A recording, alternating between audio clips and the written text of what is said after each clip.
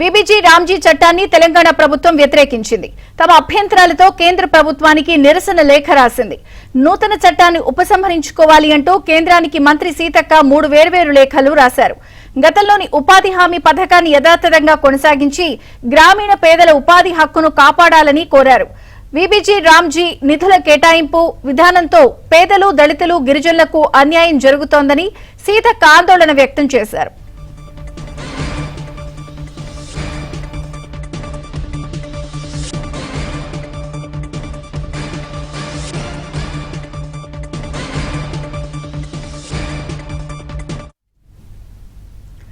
VBG Ramji చట్టాన్ని తెలంగాణ ప్రభుత్వం వ్యతిరేకించింది. తమ అభ్యంతరాలతో కేంద్ర ప్రభుత్వానికి నిరసన లేఖ రాసింది.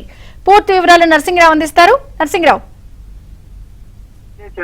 యూపీఏ హయాంలో మహాత్మా గాంధీ జాతీయ గ్రామీణ ఉపాధి హామీ పథకాన్ని తీసుకువచ్చారు. గ్రామీణ ప్రాంతాల్లో ఉన్నటువంటి పేద నిరుపేదలకు, వ్యవసాయ కూలీలకు ఉపాధి కల్పించేటువంటి లక్ష్యంతో ఈ పథకాన్ని తీసుకువచ్చారు యూపీఏ హయాంలో. అయితే ఇటీవలి కాలంలో కేంద్రంలోని ఎన్డీఏ సర్కార్, మోదీ నాయకత్వంలోని ఎన్డీఏ సర్కార్ ఈ మహాత్మా గాంధీ జాతీయ ఉపాధి హామీ పథకం పేరును వీబీజీ రామ్జీ పథకంగా మార్చింది. ఆ పేరును మార్చడంతో పాటుగా అందులో కొన్ని మార్పులు కూడా చేసింది. దాని అమల్లో, విధి విధానాల్లో కొన్ని సవరణలు కూడా చేసి కొత్త చట్టాన్ని చేసింది ప్రభుత్వం. సో దీనిపైన రాష్ట్ర ప్రభుత్వము నిరసన వ్యక్తం చేస్తా ఉన్నది. తెలంగాణ అసెంబ్లీ దీనికి వ్యతిరేకంగా చట్ట తీర్మానం కూడా చేసి కేంద్రానికి పంపించింది.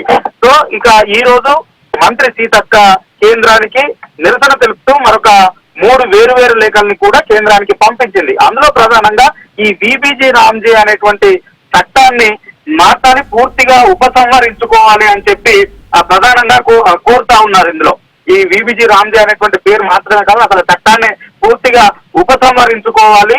సో ఇది యథావిధిగా కొనసాగినట్లయితే, అంటే ఇంతకుముందు 75-25 రేషియోలో నిధుల కేటాయింపు అనేటువంటిది ఉంటే 75% కేంద్రం, 25% రాష్ట్ర ప్రభుత్వం భరించే విధంగా చట్టంలో ఉంటే దాన్ని 60-40 రేషియోకి మార్చారు. ఇది తీవ్ర అభ్యంతరకరం అని చెప్పి ఆ లేఖలో కోరారు. సో దాన్ని రాష్ట్ర ప్రభుత్వం కూడా తీవ్రంగా వ్యతిరేకిస్తా ఉంది. సో దాన్ని నిరసిస్తూ అసెంబ్లీలో తీర్మానం చేసి కేంద్రానికి పంపించారు. ఈ రోజు సీతక్క కూడా లేఖ రాసి నిరసన తెలుపుతూ ఈ అనేక అంశాలని ఆ లేఖలో ప్రతిపాదించారు. 60 రోజుల విరామం అనేటువంటి నిబంధన కూడా ఉంది. అందులో 60 రోజుల విరామం అనేటువంటిది ఈ అసలు పనులు లేనటువంటి ప్రాంతాల్లో నిరుపేదలకి తీవ్ర ఇబ్బందిని కూడా కలిగిస్తుంది అనేటువంటి అభ్యంతరాన్ని సీతక్క వ్యక్తం చేశారు. ఇంకా అనేక అంశాలని ఇందులో లేవనెత్తారు.